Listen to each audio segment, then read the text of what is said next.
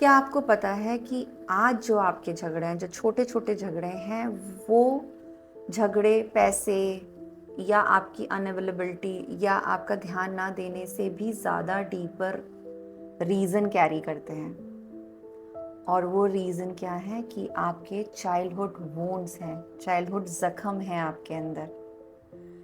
हम जैसा अपने चाइल्डहुड में एक्सपीरियंस करते हैं ना, वैसा हम आने वाले समय, जो हमारा रिश्ता जब बनता है, उसमें वो आता ही आता है। मैं इसको समझाने की कोशिश करती हूँ। तो मेरे पास एक क्लाइंट आती हैं जिनका नाम है मीरा।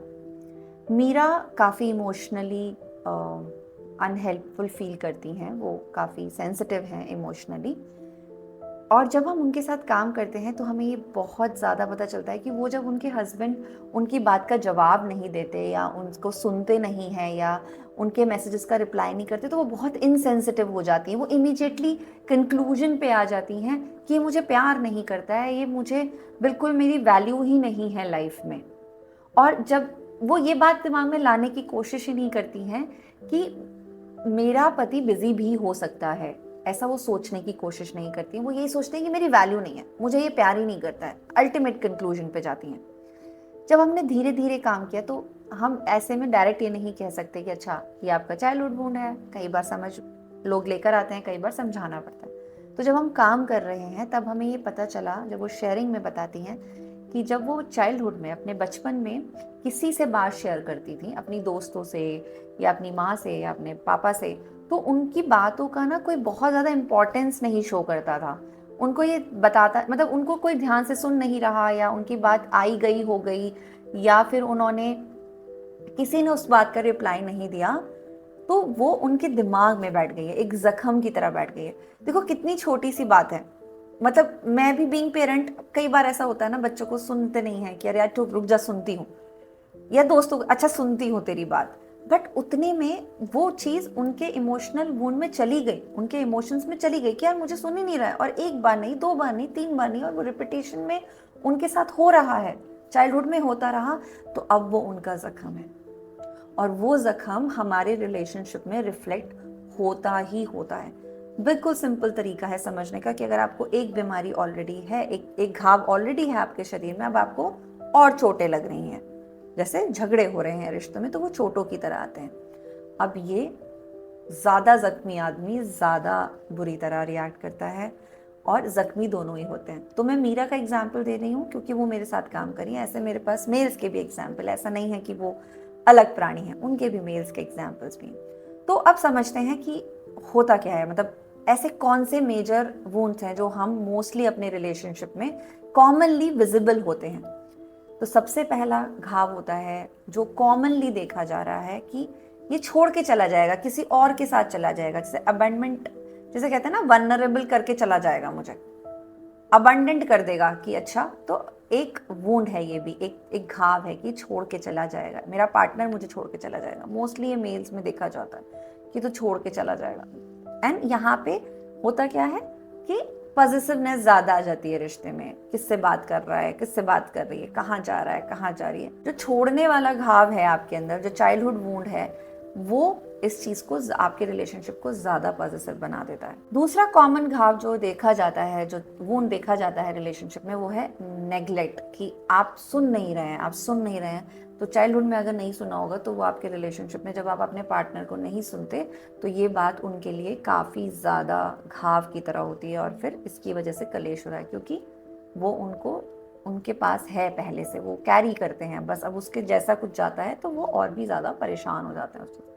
एंड तीसरा है क्रिटिसिज्म। ये तो काफ़ी काफ़ी कॉमन है, और अगर आपके पेरेंट्स ने, आपके दोस्तों ने, आपके कजन्स ने आपको बचपन में क्रिटिसाइज़ किया, अगर आपका पार्टनर भी आपको क्रिटिसाइज़ करता है, तो आप लोगों के झगड़े होने 10x हो जाते हैं। तो वुंड्स पे क्या होता है, जैसे आपको पता है कि अच्छा मुझे वुंड्स हैं, बट अब क्या होगा, उससे रिलेटेड कोई भी बात अगर हो गई तो हम ट्रिगर हो जाते हैं।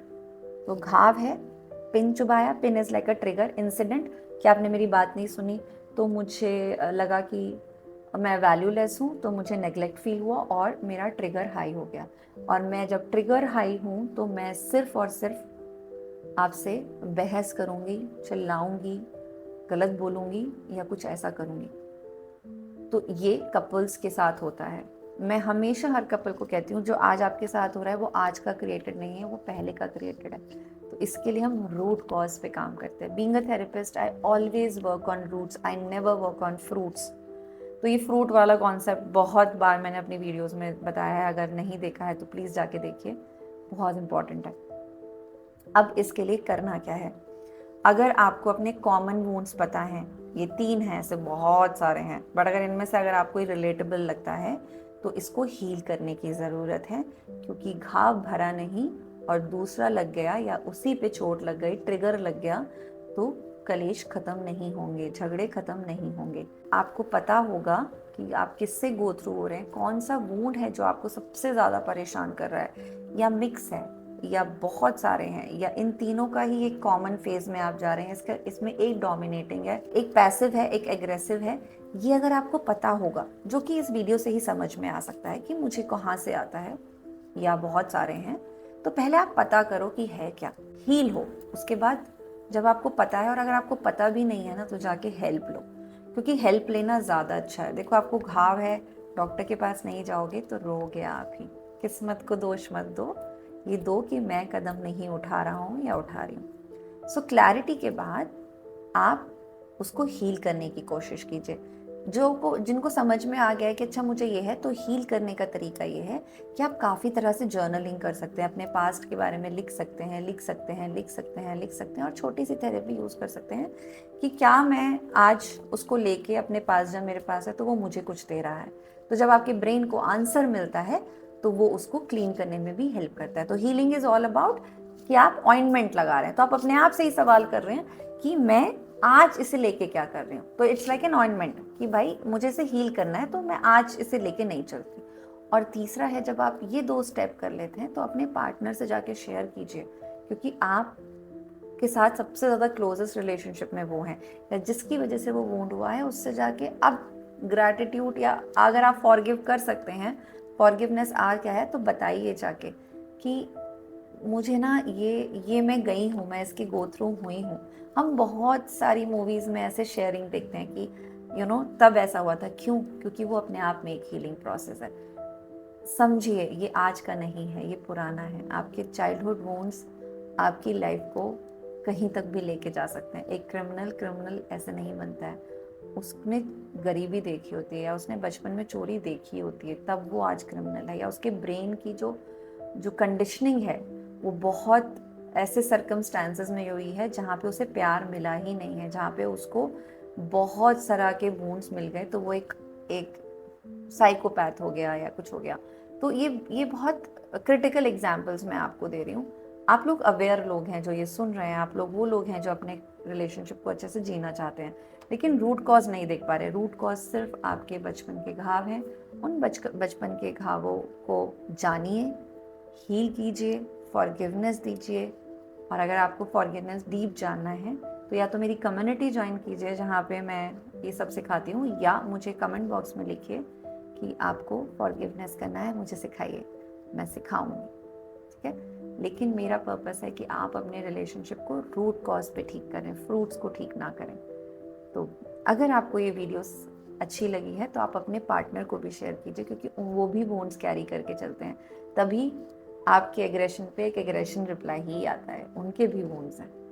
तो समझाइए अपने रिश्ते को, क्योंकि ये हील हो सकता है। अच्छी बात यह है कि हील हो सकता है। इमोशनल वुंड्स हैं ये, फिजिकल वुंड्स नहीं है।